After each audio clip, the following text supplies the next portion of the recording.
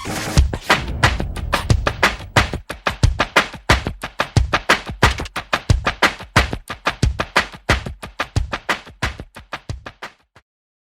दोस्तों, चैनल पर वापस स्वागत है। उन्होंने अपने गानों और अद्भुत डांस मूव से डांस शब्द को एक नया अर्थ दिया। अपनी प्रस्तुतियों से उन्होंने दर्शकों को मंत्रमुग्ध कर दिया और पॉप म्यूजिक की दुनिया में कई दशकों तक अजेय शख्सियत बने रहे। वह कोई और नहीं बल्कि माइकल जैक्सन थे, जिन्हें किंग ऑफ पॉप के नाम से जाना जाता है। मैंने किसी के बारे में इतने संदेश कभी नहीं प्राप्त किए, लेकिन जब बात माइकल जैक्सन की आती है तो मुझे सैकड़ों टिप्पणियां मिली जिनमें मुझे उनके बारे में बात करने के लिए कहा गया। यह दिखाता है कि माइकल जैक्सन के प्रति लोगों का जुनून कितना बड़ा है। इसलिए आज मैं आपको माइकल जैक्सन के जीवन के बारे में बताने जा रहा हूं। दुनिया में कोई भी सितारा इतना ज्यादा पुरस्कार प्राप्त नहीं कर पाया और न ही किसी ने इतनी कठिनाइयों का सामना किया है। अपने बचपन में उन्हें अपने पिता से गंभीर दुर्व्यवहार का सामना करना पड़ा और अपने पॉप स्टार करियर के दौरान उन्हें कई आरोपों और स्वास्थ्य समस्याओं का सामना करना पड़ा। उनका जीवन अजीब और दुखद घटनाओं से भरा हुआ था। माइकल जैक्सन, जो एक गरीब परिवार में पैदा हुए थे, दुनिया के सबसे बेहतरीन पॉप स्टार बने। उन्होंने अपने चेहरे पर सर्जरी क्यों करवाई? उनके खिलाफ आरोप क्या थे? हम इस वीडियो में ये सब जानेंगे। मैं आपको माइकल जैक्सन की एक तस्वीर भी दिखाऊंगा कि वह कैसा दिखते यदि उन्होंने कभी सर्जरी नहीं करवाई होती। तो इस वीडियो को अंत तक देखना न भूलें। माइकल जैक्सन का जन्म 29 अगस्त 1958 को गैरी, इंडियाना, यूएसए में हुआ था। उनके पिता जोसेफ जैक्सन थे और उनकी मां कैथरीन थी। माइकल जैक्सन 9 बच्चों में से 7वें थे। उनके पिता एक महान गिटार वादक बनना चाहते थे, लेकिन परिवार का समर्थन करने के लिए उन्हें स्टील कंपनी में काम करना पड़ा और अपना सपना छोड़ना पड़ा। हालांकि वह अपने बच्चों को अच्छे गायक बनाना चाहते थे, इसलिए कम उम्र से ही माइकल और उनके 5 भाइयों ने संगीत सीखना शुरू कर दिया। लेकिन जोसेफ जैक्सन अपने सपने पूरे न कर पाने की निराशा और हताशा को अपने बच्चों पर निकालते थे। वह उन्हें बुरी तरह से मारते और दुर्व्यवहार करते थे। वह उनके साथ बहुत सख्ती और कठोरता से पेश आते थे। यदि वे उनके निर्देशों के अनुसार नहीं गाते या उनकी अवज्ञा करते तो वह उन्हें बेल्ट से मारते, दीवार पर धकेलते या अपने हाथ से मारते थे। इसके परिणाम स्वरूप माइकल जैक्सन को अपने बचपन में बहुत दुर्व्यवहार का सामना करना पड़ा। हालांकि उनके दोनों माता पिता अपने बच्चों की प्रतिभा पर बहुत विश्वास रखते थे। उन्होंने अपने 5 बेटों का एक समूह बनाया जिसे जैक्सन 5 कहा गया और उन्हें आसपास के स्थानों पर प्रदर्शन करवाया। उस समय माइकल जैक्सन केवल 5 वर्ष के थे। समूह में माइकल की आवाज और प्रदर्शन सबसे अलग थे।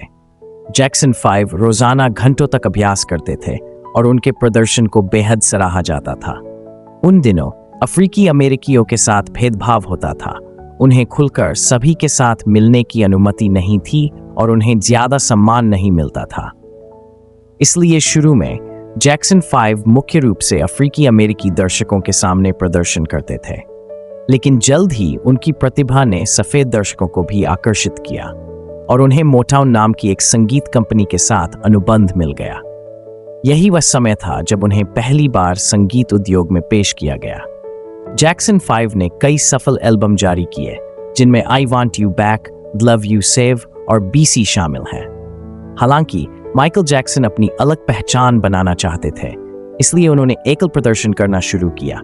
उन्होंने जो एल्बम जारी किए, जैसे Ben, music and me, forever Michael और एफ द वॉल, सभी सुपरहिट साबित हुए, जिसने माइकल जैक्सन को एक अंतर्राष्ट्रीय सितारे के रूप में स्थापित कर दिया।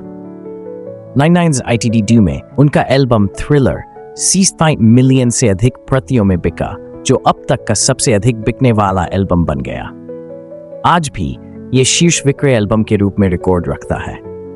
इस एल्बम ने उन्हें 7 ग्रैमी पुरस्कार दिलाए। 1983 में बिली जीन के लाइव प्रदर्शन के दौरान माइकल जैक्सन ने अपना प्रसिद्ध मूनवॉक स्टेप पेश किया। इस कदम की लोकप्रियता की व्याख्या करने की जरूरत नहीं है। लोग मूनवॉक वीडियो को बार बार देखते थे और आज भी कई लोग उस कदम की नकल करते हैं। इसी तरह उनका माइंजी 90N का एल्बम डेंजर्स भी सनसनीखेज साबित हुआ। माइकल जैक्सन और उनके गानों के बारे में कितना भी कहा जाए वह कम ही लगता है। उन्होंने जो भी एल्बम जारी किया उसने रिकॉर्ड तोड़े और पुरस्कार जीते। संगीत की दुनिया में ग्रैमी पुरस्कार जीतना बहुतों का सपना होता है। लोग अपने जीवन में कम से कम एक ग्रैमी जीतने के लिए कड़ी मेहनत करते हैं, लेकिन माइकल जैक्सन ने केवल 1 या 2 नहीं बल्कि कुल 30 ग्रैमी पुरस्कार जीते। साथ ही 6 वर्ल्ड म्यूजिक अवार्ड्स और 39 गिनीज वर्ल्ड रिकॉर्ड्स जीते। कुल मिलाकर उन्होंने लगभग 300 पुरस्कार जीते। ये दिखाता है कि संगीत की दुनिया में माइकल जैक्सन का स्थान कितना अद्वितीय था। यही कारण है कि उन्हें किंग ऑफ पॉप कहा जाता है। हालांकि मालसीन के दशक के बाद माइकल जैक्सन का लुक बदलने लगा। उस समय बहुत से लोगों को लगा कि माइकल जैक्सन अपनी काली त्वचा पसंद नहीं करते थे और उन्होंने अपना लुक बदलने के लिए सर्जरी करवाई। लेकिन असल में उनका चेहरा एक बीमारी विटिलिगो की वजह से सफेद धब्बों से भरने लगा था।